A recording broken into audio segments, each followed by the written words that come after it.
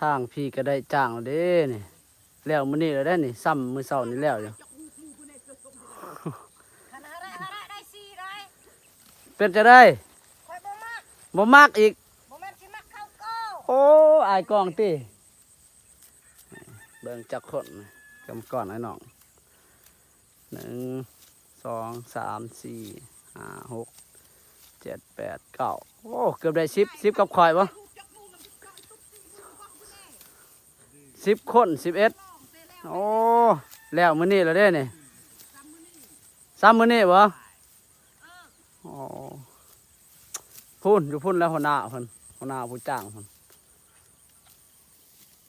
แล้วมื้อนี้นี่ยังแต่เฮาแล้ว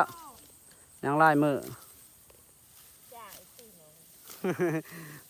บ่มีเงินสิจ้าง